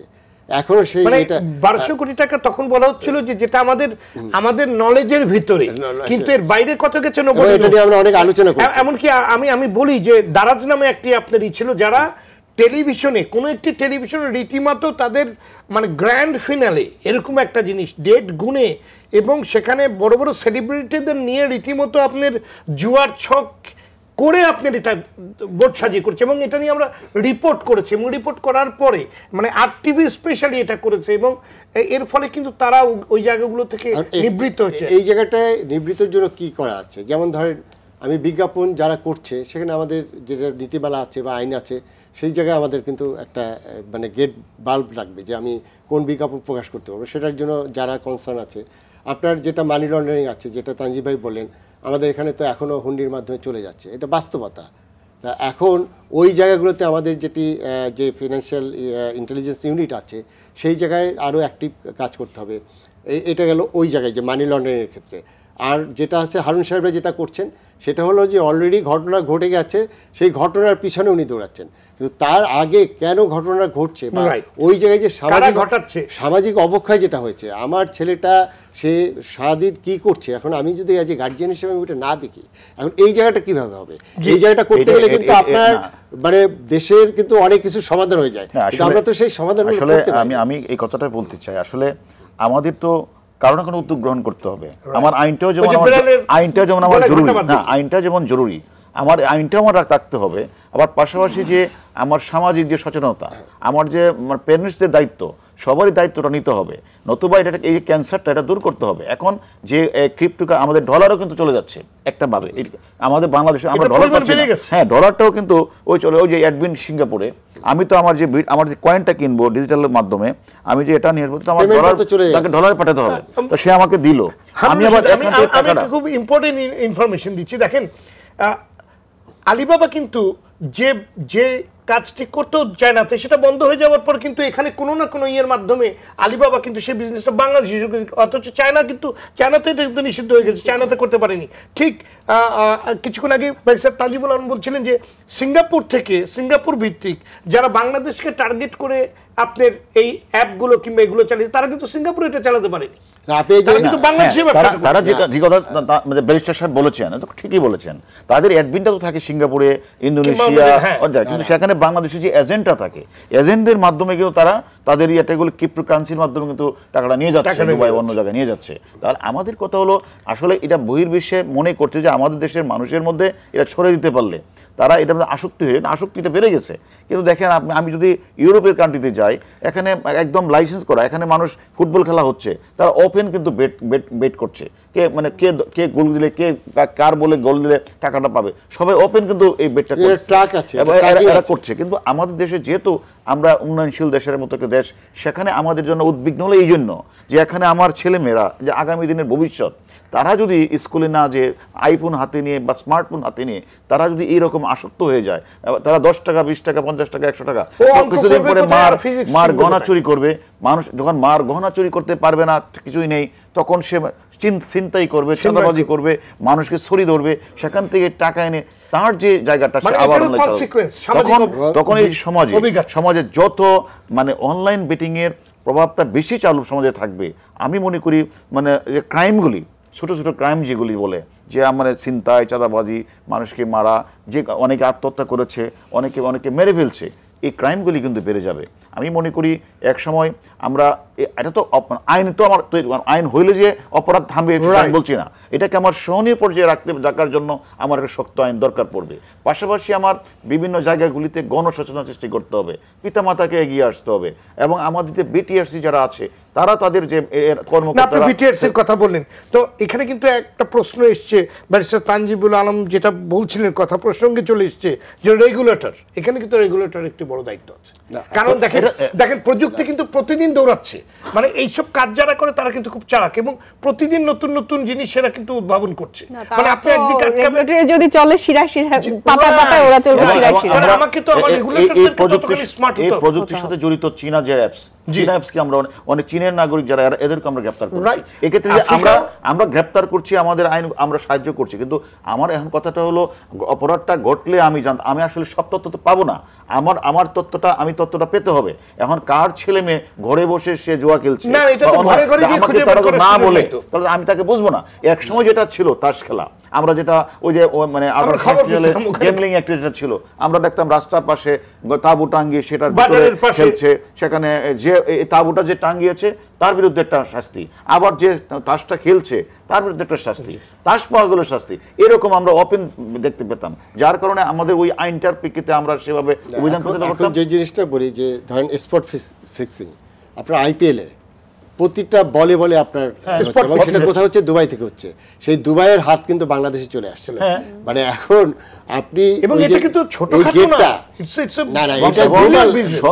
শত কোটি টাকা গেমলিং হচ্ছে প্রতিটি বলে, যখনই ফুটবল খেলা হয়, যখনই ক্রিকেট খেলা হয়, যেখানেই হয়, যে কোনো দেশে হয়, সেটা দেখে কিন্তু আমাদের দেশের তরুণ ছেলে মেয়েরা, এমনকি রিক্সাওয়ালা পর্যন্ত 10 টাকা বেট ধরে, এক রিক্সাওয়ালা 10 টাকা, মানে তারা এমন একটা অবস্থায় চলে গেছে। এটা কি আসলে 10 টাকা তো শুরু, এরপর রিকশা পর্যন্ত বিক্রি করতে হবে, রিকশা বিক্রি করবে, তারপরে মেসেজটা দেওয়া দরকার যে যেমন বললেন যে বিভিন্ন স্টার যাদেরকে আমরা আইকন ভাবি, এখানে কিন্তু তাদেরও দায়বদ্ধতা আছে, সামাজিক দায়বদ্ধতা।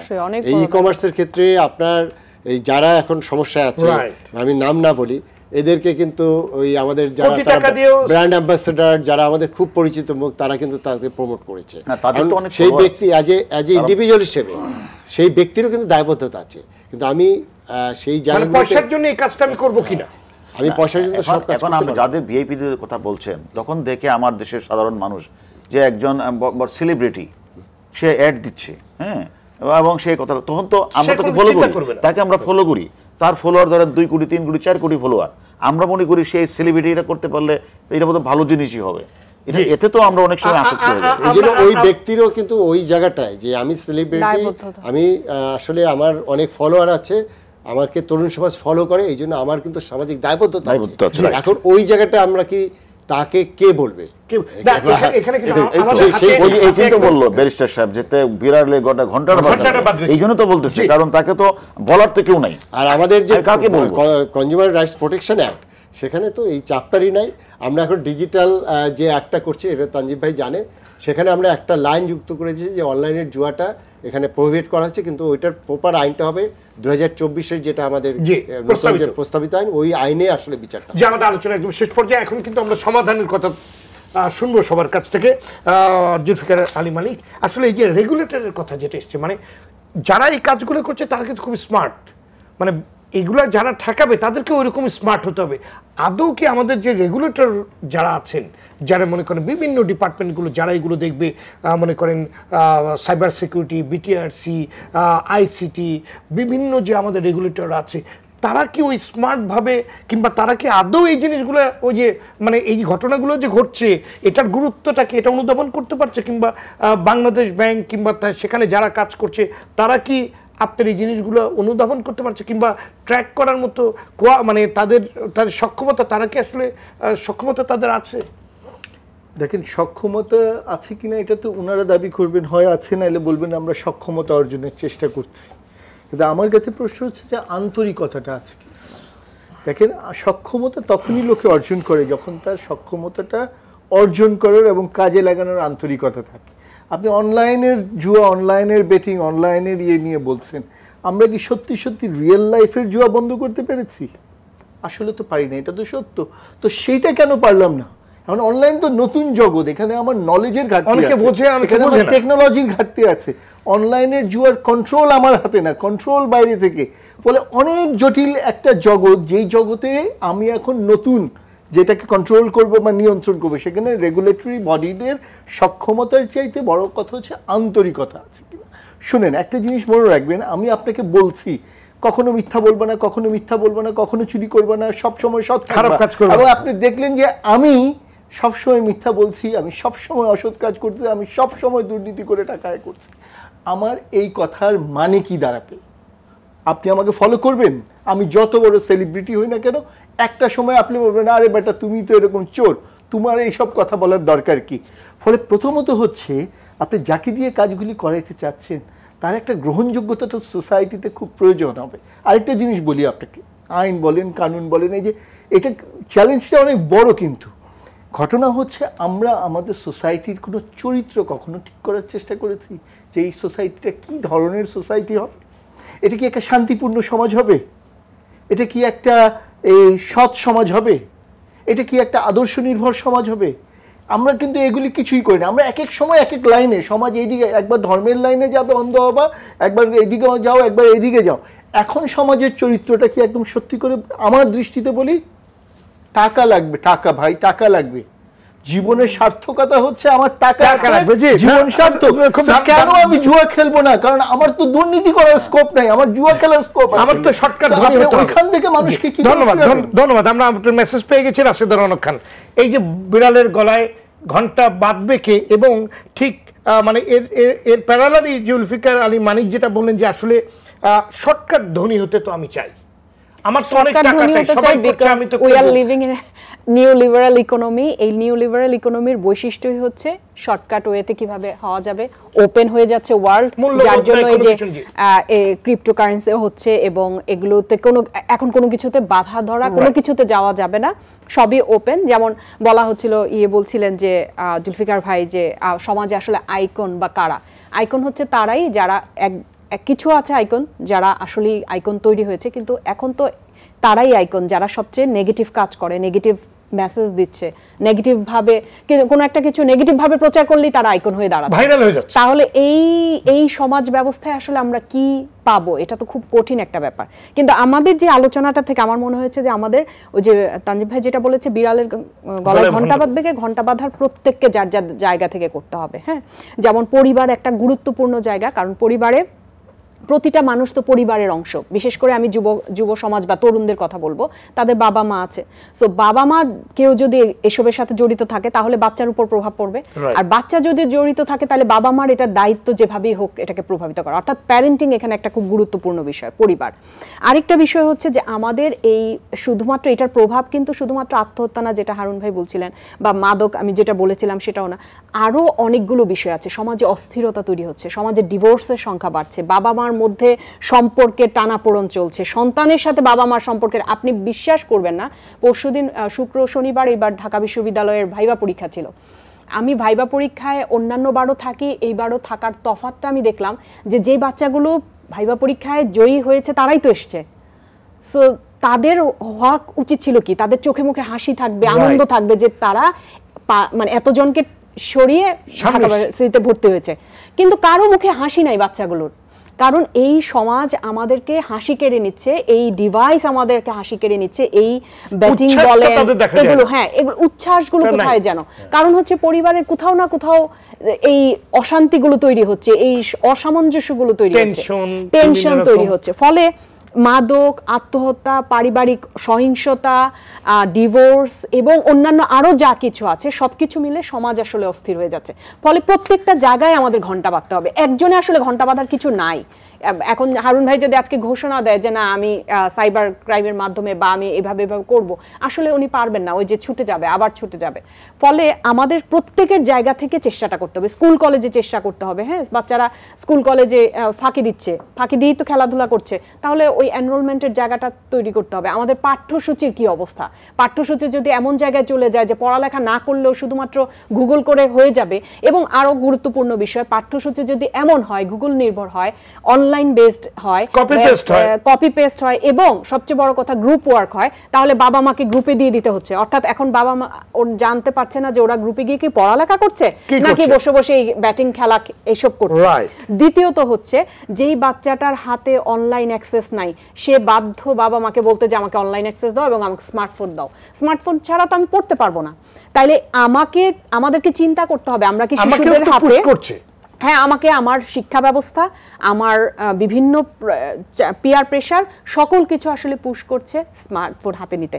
আমাদেরকে এই সামগ্রিকভাবে চিন্তা করতে হবে, তাহলে এই বিড়ালের গলায় ঘন্টা বাঁধার বিষয়টা আসবে, নয়তো কিন্তু আসলে কারো ওই সবাই সবার উপর চাপাবে। এবং আমাদের তো একটা আমলাতান্ত্রিক জটিলতা আছেই একেবারে কলোনিয়াল পিরিয়ড থেকে, সবাই ব্লেম গেম, হ্যাঁ সব এই এজেন্সির দায়িত্ব, ওই এজেন্সির দায়িত্ব, ডিবির দায়িত্ব, তাহলে এই ভোক্তা অধিকারের দায়িত্ব, এই চলতে থাকে। কিন্তু এই চলায় যাওয়া যাবে না, আমাদের প্রত্যেকের জায়গা থেকে প্রত্যেককে।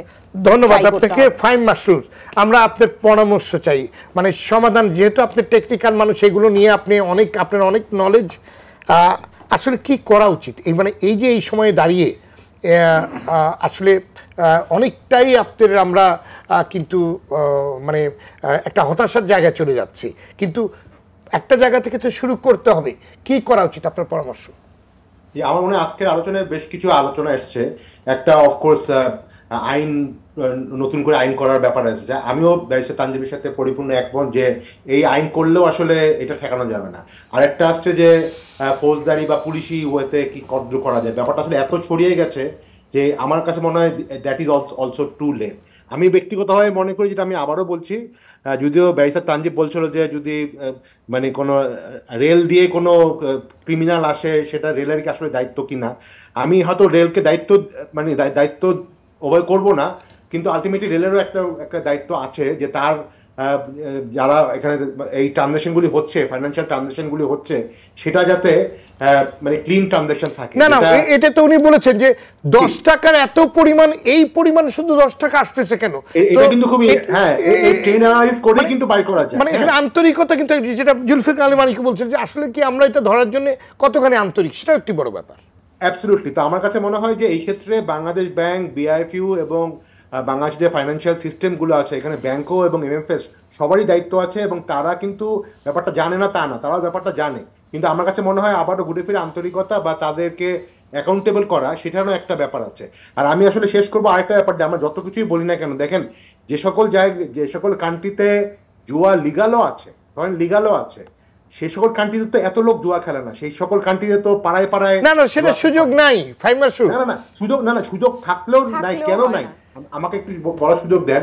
আমাদের সোসাইটিতে আমরা তো অনেকে হয়তো একটু আগে আপা বললো যে আমাদের হতাশার ব্যাপার, এগুলি ব্যাপার। আরেকটা ব্যাপার আমরা কেউ চিন্তা করছি না, আমাদের সোসাইটিতে বেকারত্ব যেরকম করে বিস্তার লাভ করেছে, আপনার বিভিন্ন স্টাডিতে দেখা যাচ্ছে যে 60-70% ছেলেপেলে কলেজ ইউনিভার্সিটি থেকে পাশ করার পরে বেকার হয়। এই বেকাররা কিন্তু আসলে একটা পর্যায়ে দেখছে যে তার তো কোনো চাকরি নাই, তার কোনো কিছু করার নাই, জুয়াটা দে হ্যাভ টেকেন জুয়া অ্যাজ এ প্রফেশন।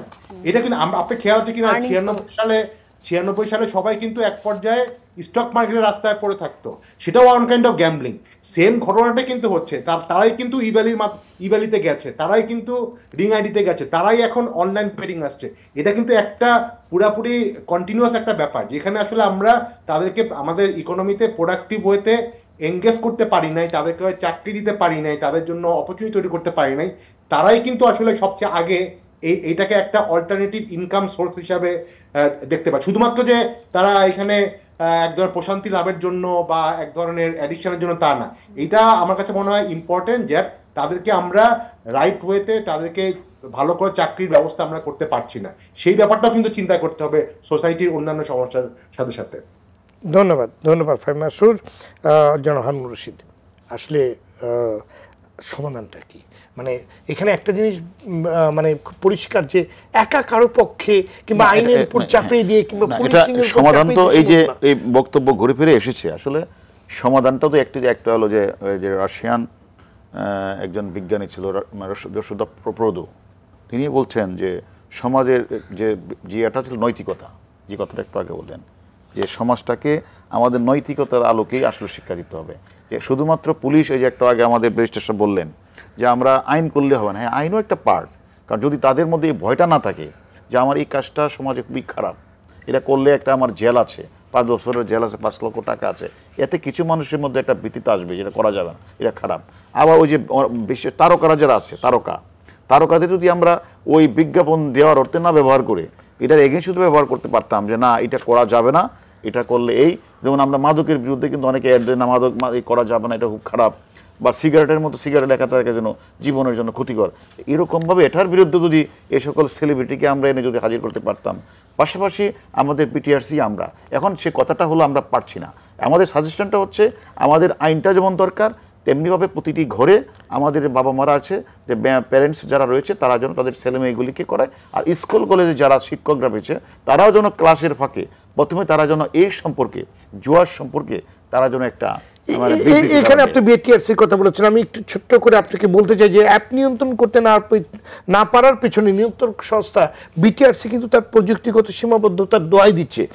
প্রতিদিনই নতুন নতুন নামে জুয়ার সাইট আসতেছে অনলাইন দুনিয়ায়, কিন্তু আপনি আটকাচ্ছে। এখানে কিন্তু এ কারণেই এআই কিংবা টেকনোলজি বেরোচ্ছে যেটা আপনি ম্যানুয়ালি পারবেন না। যে বিটিআরসি যে ধরে ধরে আপনি এগুলোকে করছে, আপনি 10টা ব্লক করছেন, এখন আমার কথা হলো আমাকে তো কোনো কিছু, আমরা যখন এক সময় ওই যে যখন ইয়াবার কথা বলতাম, গাজার কথা বলতাম, তখন কিন্তু আমরা বলতাম যে আমরা যারা কিনছে তাদের ধরছি, যারা আনছে, কিন্তু রোড আমাদের যে রোড রয়েছে, ধরেন মায়ানমার থেকে ইন্ডিয়ার যে বর্ডার রয়েছে, এই বর্ডারগুলিতে আমরা তো ঠিকভাবে কাজ করতে পারি নাই, যার কারণে অনেক সময় চলে আসছে। এখন আমার কথা হলো আমি পুলিশ, আমি ধরছি যারা অপরাধটা করে তাদেরকে অ্যারেস্ট করছি, পাশাপাশি যারা সাইবার, যারা বিটিআরসি তাদের যে প্রমোট করছেন, যে সাইটগুলি আসছে এই সাইটগুলি তারা নষ্ট করছেন, পাশাপাশি যে এটার যে রোড, এই রোডটা তো আমাদের ধরতে গেলে সেখানেও আমাদের সাইবার সিকিউরিটি একটি আমরা কাজ করছি, পাশাপাশি এটা যারা বিশেষজ্ঞ আছে এটা নিয়ে তো তাদের কাজ করতে হবে যে এটা কোথা থেকে উৎপন্ন। এখন আমার কথা হলো আমাদের এই যে কাজগুলি চলছে, আমরা দেখবেন এখানে অনেক কথা অনেকে বলেছে, এই যে আপনার ক্রিপ্টোকারেন্সির মাধ্যমে আমাদের টাকাগুলি পাচার হচ্ছে, ডলারগুলি চলে যাচ্ছে, এটা আমরা বুঝছি। তারপরেও আমি মনে করি দেশের স্বার্থে, জনগণের স্বার্থে, আমাদের দেশের স্বার্থে যে এই সকল উঠতি বয়সী ছেলেমেয়া যারা আজকে এই নেশা, এই যে মাদকাসক্তর মতো যে জোয়ান নেশায় পড়েছে, তাদেরকে একসময় আমরা মাদকাসক্ত ব্যক্তিকে আমরা এখন গিয়ে ইয়েতে ভর্তি করি, নিরাময় কেন্দ্রে ভর্তি করি। এদের জন্য কি করা যায় সেটাও আমাদের মনে করি আমাদের আইন প্রয়োগ করে সংস্থা আমরা তাদেরকে আনবো, তাদের 2 মাসের জেল 3 মাসের জেল, তারা জেল থেকে বের হয়ে যাবে, সেই জেলে গিয়ে আবার তারা নতুন জগতে পরিচয় হয়ে তারা আবার বড় সড়ো আকারে করবে। এখানে এসে তারা যখন তারা কোনো কাজ পাবে না, আমি যে কথাটা পূর্বে বলেছি, তারা এসে তখন অপরাধে জড়িয়ে যাবে, অপরাধে জড়ানোর পরে সেখানে তারা মার্ডার করবে। তারা মার্ডার তো অলরেডি করেছে, আমি তো একটু আগে বলেছি, বাড্ডায় তার ড্রাইভার তার মালিককে হত্যা করেছে শুধুমাত্র এই জুয়া নেশার কারণে। এই ধরনের ঘটনা ঘটছে। এখন মার্ডারের মতো ঘটনা ঘটবে, ছিনতাইয়ের মতো ঘটনা ঘটবে। এখন আমাদেরকে পারিপার্শ্বিকতার বিবেচনায় আমাদের যারা আইনজীবী আছেন, উনি একটু আগে বললেন যে কোর্টে গেলে আমরা ইনভেস্টিগেটর আমরা পাঠাই কোর্টে, তাদের বিরুদ্ধে একটু তারা হয়তো বলবে যে মানে এটা ইনভেস্ট ঠিক করে হয় নাই। এইভাবে একজনের দোষ আরেকজনের না দিয়ে আমরা সকলকে সমন্বিত প্রচেষ্টার মাধ্যমে আমরা এটাকে কিভাবে দূর করা যায় সেই জন্য আমাদের যে বিশেষজ্ঞ গ্রুপ তৈরি করে এটার জন্য আমাদের একসাথে কাজ করতে হবে। নতুবা আমাদের সমাজ একসময় যেভাবে মাদকাসক্ত আমাদের তরুণ সমাজকে গ্রাস করেছে, তাহলে আবার এই জোয়ান নেশাটাও আমাদের তরুণ সমাজ গ্রাস করবে। তাহলে আগামী আমাদের নেতৃত্ব দিবে কারা? সেই নেতৃত্বের কথা চিন্তা করে আমি মনে করি সকলকে একসাথে মিলে এখন থেকেই এর বিরুদ্ধে কাজ করতে হবে। ধন্যবাদ আপনাকে ব্যারিস্টার তানজিবুল আলম। আপনার পরামর্শ, মানে কিছু দেশ আছে যেখানে জুয়া বৈধ, সেসব দেশ থেকে অ্যাপগুলো পরিচালনা করে বাংলাদেশ থেকে হাজার হাজার কোটি টাকা নিয়ে যাচ্ছে, কিন্তু ওই দেশে কিন্তু এই অ্যাপগুলো দিয়ে কেউ খেলতে পারে না, কিংবা সেখানে অটোমেটিক কোনো একভাবে প্রযুক্তিগতভাবে এটা আসারই সুযোগ পায় না। তো এইসব অ্যাপ বন্ধ করার উপায় আসলে কি, আপনার পরামর্শ? ধরেন পরামর্শ যদি দিতে হয়, মানে সমাধানের কথা চিন্তা করে পরামর্শটা দেওয়া উচিত যে এই পদক্ষেপ নিলে এখন আমরা যে প্রবলেমটা ফেস করতেছি সেটা হয়তো একটা কন্টেনমেন্ট হবে, কিংবা যদি ভাগ্য ভালো হয় তাহলে এরাডিকেট করবে। আপনি যদি পৃথিবীর অন্যান্য দেশের সাথে আমাদের ট্রেন্ডের তুলনা করেন, যেমন আপনি ইংল্যান্ডে যদি যান তাহলে আপনি একটা জিনিস দেখতে পাবেন, ওখানে কিন্তু লেখা আছে betting, all source of betting যদি আন্ডার 18 হয়ে যায় তাহলে প্রহিবিটেড। এবং আপনি এরকম কেস খুব কম পাবেন যেখানে আন্ডার 18 বাচ্চা কাচ্চারা ইভেন অনলাইনেও ওরা আসলে সেরকম বেটিং করতে পারে না। আপনি যদি 18+1 ইংল্যান্ডে আপনি অনলাইনেও বেটিং করতে পারবেন, বাড়ির পাশে রাস্তার কোনায় যে বেটিং হাউস আছে ওখানে গিয়েও বেটিংটা করতে পারবেন। তার মানে ওখানে কিন্তু আমাদের মতো একেবারে ঢালাও যে চর্চাটা আছে ওটা কিন্তু না, রেগুলেটেড আছে, এবং সেই রেগুলেশনসগুলোর বাইরে অন্যরা কেউ অ্যাবিউজ করে না। তার মানে আমরা বাংলাদেশ এমন কি হটস্পট হয়ে গেল, আমাদের এখানে দেখা যাচ্ছে যে যারা বেটিং করে তাদের ম্যাক্সিমামই হচ্ছে আপনার বিলো 18, মানে যেটা আসলে হওয়ার কথা না, একেবারে 15, 16, 17 এগুলাই বেশি, এই সংখ্যাটাই বেশি। হ্যাঁ, এবং আমাদের আইনে কিন্তু একটা ইন্টারেস্টিং, আমাদের হর্স রেসটা অ্যালাউড, আইনেই বলা আছে যে প্রহিবিট যখন করা হচ্ছে যে অ্যাকসেপ্ট হর্স রেসিং, বাকি সব ধরনের গেমিং ইজ প্রহিবিটেড। হ্যাঁ, তো এখন আমরা কেন তাহলে আমাদের এই ধরনের ইয়েটা হচ্ছে, তাহলে আপনি যদি এই প্যান্ডেমিকের উৎসটা খুঁজেন তাহলে অনেকগুলো কারণ বের হয়ে আসবে। আপনি ওই কারণগুলো যদি অ্যাড্রেস না করেন তাহলে কিন্তু আপনার মানে আপনি ডায়াগনোসিস ছাড়া শুধু ওষুধ দিতে থাকবেন, সেই ওষুধের এফিকেসি কাজ করবে না। আপনি যদি ওই সমন্বিত প্রচেষ্টা না নেন এই সমস্যার সমাধান কখনো হবে না। আমি আইনজীবী হিসেবে একটা এক্সপিরিয়েন্সের কথা আপনাদের সাথে শেয়ার করতে চাই। প্রতিদিন হাইকোর্টে আমরা কিন্তু মানে হাজার হাজার না হলে শত শত বেল পিটিশন মুভ হয়। 4টা বেঞ্চ আছে বর্তমানে। আমি নিজে ক্রিমিনাল প্র্যাকটিস না করলেও ওই কোর্টগুলোতে যাওয়া হয় কানেক্টেড প্র্যাকটিসের জন্য। 80% মামলা বেইলের মামলা হয় ইয়াবা, আর বাকি 20%-এর মধ্যে মনে করেন 15% হচ্ছে নারী নির্যাতন। মানে আরেকবার ব্যারিস্টার তানজিব, 80% ইয়াবা কেসের জন্য বেল পিটিশন যেগুলো ফাইল করা হয়, যে বেল পিটিশনগুলো ফাইল করা হয় সেখানে একিউজরা হচ্ছে সবাই ইয়াবার মানে ইন পজিশন অফ ইয়াবা পাওয়া গেছে 80%। মানে এত র্যাম্পেন্ট। এবং আমরা দেখেন মানে মাদক কিন্তু মানে কি পরিমাণ মহামারী আকারে ছড়িয়েছে সেটা এই একটা স্ট্যাটিস্টিক্স দিয়ে কিন্তু আপনার কাছে মানে ক্লিয়ার হবে। এবং বাকি যে 20% আপনার বেল পিটিশনগুলো হয় ওগুলোর মধ্যেও প্রিডমিনেন্ট পার্সেন্টেজ হচ্ছে নারী নির্যাতনের মামলাগুলো হয়। বাকিগুলো হচ্ছে যে কেউ কাউকে মারতে গেছে কিংবা খুনের আসামি হয়েছে, এগুলো খুবই টাইনি মার্জিন, সেইগুলো যদি দেখেন আপনি। তাহলে আমরা যে আইন প্রয়োগের কথা বারবার বলছি এই কারণে যে সমন্বিত পদক্ষেপ না নেওয়ার কারণে আমরা কিন্তু দৃষ্টান্ত স্থাপন করতে পারি না দেখে বাকিরা সাহসটুকু পায়।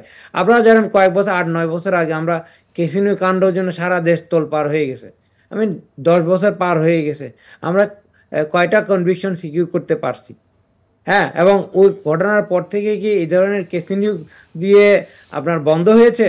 জিনিসটা তো চলছে, কারণ যারা চালায় তারা জানে যে তারা আসলে কোনো ধরনের আইনের সম্মুখীন হবে না, কারণ তারা ওই প্রোটেকশনসগুলো আছে। তা আপনি ওই প্রোটেকশনগুলো যদি না তোলেন তাহলে ইনফ্যাক্ট যেসব রেগুলেটরি অথরিটির কথাগুলো বলছি তাদের পক্ষেও কোনো কাজ করা সম্ভব না। আপনি যদি আমাকে জিজ্ঞেস করেন যে যদি একটা এজেন্সি যেখান থেকে আমি শুরু করতে চাই উৎস দিয়ে, তাহলে আমি বলবো অবশ্যই সেটা ব্যাংকিং সিস্টেমটা যদি আমরা বন্ধ করতে পারি।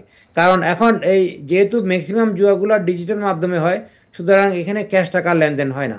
এখন এই যে ফাহিম প্রথমে বলছিল যে every electronic transactions is actually traceable to what?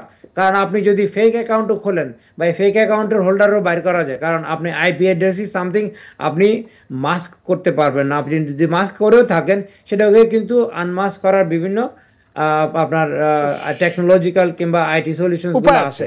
তার মানে কি, যদি আপনি ব্যাংক এবং এমএফএস বলেন, এদেরকে যদি আপনি টোটাল মনিটরিংয়ের, আমি বলছিলাম যে আপনার মেট্রো রেলের উদাহরণ দিয়েছিলাম এই কারণে যে যদি তার নিজস্ব কোনো ইনভলভমেন্ট না থাকে তাহলে কিন্তু তাকে দোষী সাব্যস্ত করতে চাইলে এটা হিতে বিপরীত হয়। কিন্তু তার তো একটা লাইসেন্সিংয়ের শর্ত হিসেবে প্রতিটা এমপ্লয়িকে AML ট্রেনিংয়ের বাধ্যতামূলক রিকোয়ারমেন্ট আছে, কিন্তু আপনি আশ্চর্য হবেন যে কয়টা ব্যাংক সে AML ট্রেনিংটা দেয়, বাংলাদেশ ব্যাংক কতটুকু মনিটর করে। আপনি AML ট্রেনিংটা যদি রিগুলাসলি রাখেন এবং ব্যাংকারদেরকে যদি আপনি প্রপারলি মানে কি বলবো আপনার মোটিভেট রাখতে পারেন, তাহলে কিন্তু তাদের পক্ষে স্পট করা খুব কঠিন। আর ব্যাংকার যদি মানে আপনার মানে সেটাই বা বার করবে কি যদি ব্যাংকারই যদি ওটার সাথে আপনি জড়িত হয়? বাংলাদেশ ব্যাংক, কারণ বাংলাদেশ ব্যাংক কিন্তু is one of the strongest regulator in Bangladesh. কিন্তু বাংলাদেশ ব্যাংকের যে প্রবলেমটা হচ্ছে সেটা হচ্ছে তার যে রোলের ডাইনামিজম ঘটেছে কিংবা আপনার প্যারাডাইম শিফট হয়েছে, সেটা ওরা অনেক সময় অ্যাপ্রিশিয়েট করতে পারতেছে না। ওনারা মনে করছে আমাদের দায়িত্ব হচ্ছে ব্যাংকগুলো কিভাবে ঋণ খেলাপি ঠিকমতো তদারক করছে কিনা সেটা দেখা। এখন যে ডিজিটাল মাধ্যমে কিংবা ইলেকট্রনিক মাধ্যমে যে টাকার লেনদেনটা যে একটা বৃহৎ আকারে ছড়িয়ে পড়েছে এবং সেটা যদি প্রপারলি মনিটর না করা হয় এবং AML এর যে গাইডলাইনগুলো আছে সেগুলোর ইমপ্লিমেন্টেশন যদি সিকিউর না করা হয়, রিপোর্টিং যদি না করা হয়, তাহলে কিন্তু এই জিনিসটার মানে কখনো সমাধান হবে না। সেজন্য যদি শুরু করতে হয় মানে আপনার লিস্ট এফোর্টে বেস্ট রেজাল্ট যদি আপনি পেতে চান, তাহলে আপনাকে ব্যাংকিং সিস্টেম, ফিনান্স সিস্টেমটাকে হাত দিতে হবে, বাকিগুলো এমনি ঠিক হয়ে যাবে।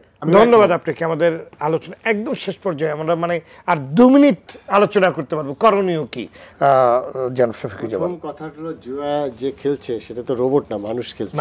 এই মানুষটাকে একটা ফ্যামিলি বিলং করে। আচ্ছা, যে ফ্যামিলির গার্জিয়ান তার ছেলেকে কন্ট্রোল করতে পারছে না, সেই সমাজ কীভাবে ওই বাচ্চাটাকে কন্ট্রোল করবে, রাষ্ট্র কতটুকু কন্ট্রোল করবে? তাহলে কিন্তু ওই জায়গাটাই কিন্তু মূল জায়গাটা।